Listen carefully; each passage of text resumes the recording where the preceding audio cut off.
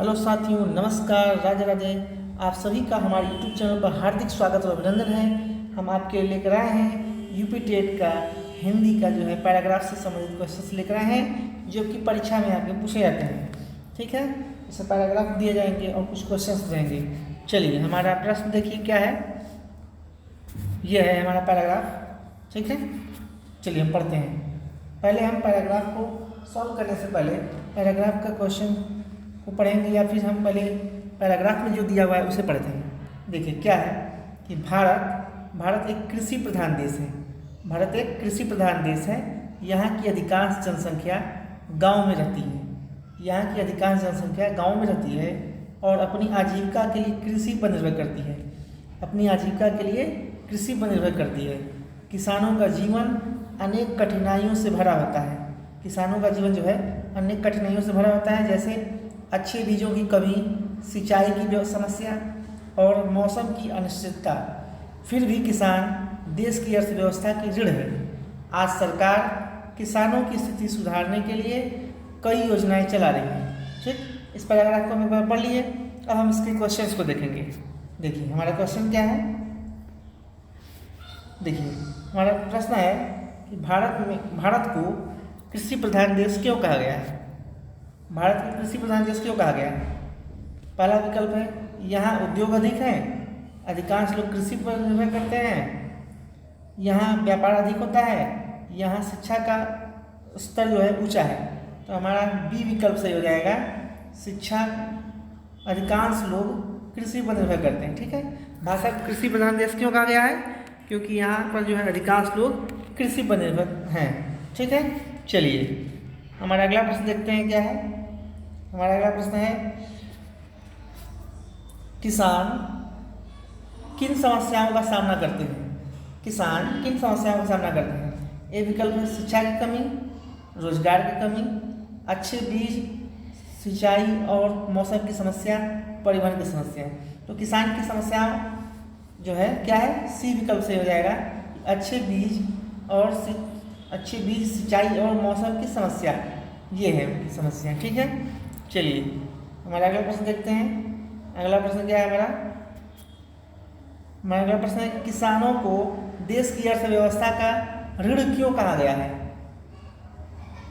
ए विकल्प में वे व्यापार करते हैं, बी विकल्प में शिक्षा देते हैं, सी विकल्प है वे खाद्यान्न उत्पादन करते हैं, वे उद्योग चलाते हैं। तो हमारा सी ऑप्शन सही हो जाएगा, वे खाद्यान्न उत्पादन करते हैं। ये हमारा ऑप्शन सही होगा। चलिए हम देखते हैं हमारा अगला प्रश्न क्या है।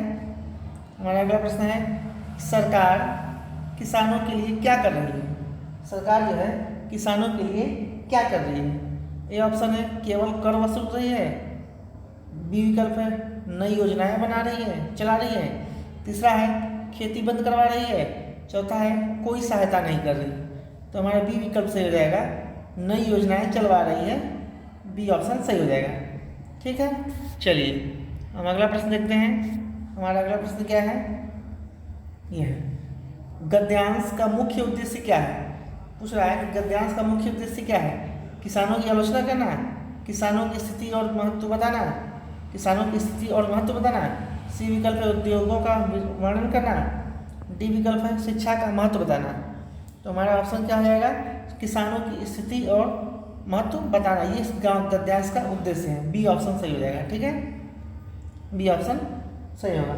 ठीक है, चलिए हम अगला प्रश्न देखते हैं। हमारा अगला प्रश्न क्या है, अगला प्रश्न है कि अर्थधन व्यवस्था का सही संधि रूप क्या होगा। अर्थव्यवस्था, बी ऑप्शन है अर्थव्यवस्था, सी ऑप्शन है अर्थव्यवस्था, डी ऑप्शन अर्थव्यवस्था। तो हमारा ए विकल्प सही हो जाएगा, अर्थधन व्यवस्था। ठीक है, ए ऑप्शन सही हो गया हमारा। ठीक है, चलिए हम अगला प्रश्न देखते हैं। हमारा अगला प्रश्न क्या है, कठिन धन आइयाँ का संधि रूप क्या होगा। ए ऑप्शन है कठिनाइयाँ, बी ऑप्शन है कठिनाइयाँ, सी ऑप्शन है कठिनाया, डी ऑप्शन है कठिन आइयाँ।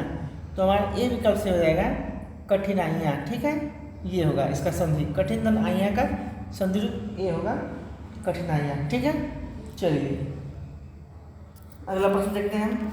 हमारा अगला प्रश्न क्या है, जनसंख्या में कौन सा समास है? पूछा है जनसंख्या में कौन समास है? द्विगु समास, तत्पुरुष समास, बहुब्रीहि समास, अव्ययीभाव समास। तो जनसंख्या, जन मतलब लोगों की संख्या, तो ये ठीक है का ये तत्पुरुष समास हो जाएगा, बी ऑप्शन सही हो जाएगा। ठीक है, चलिए जनसंख्या में कौन समास है?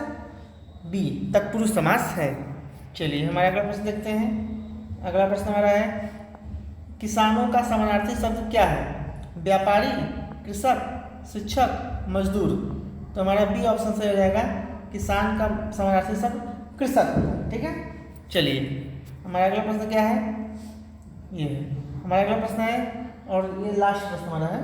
ठीक है, गद्यांश से लास्ट क्वेश्चन हमारा कि उन्नति का विलोम क्या होगा? प्रगति, विकास, अवनति, वृद्धि। तो सी ऑप्शन सही हो जाएगा हमारा जो है, उन्नति का विलोम क्या होगा? अवनति। यदि पूछेगा कि उन्नति का विपरीतार्थक शब्द क्या होगा, तो भी हम बताएंगे अवनति होगा। ठीक है, चलिए ये हमारा लास्ट क्वेश्चन है। यदि ये वीडियो आपको अच्छा लगा तो लाइक और शेयर करें, सब्सक्राइब करें। धन्यवाद, राधे राधे।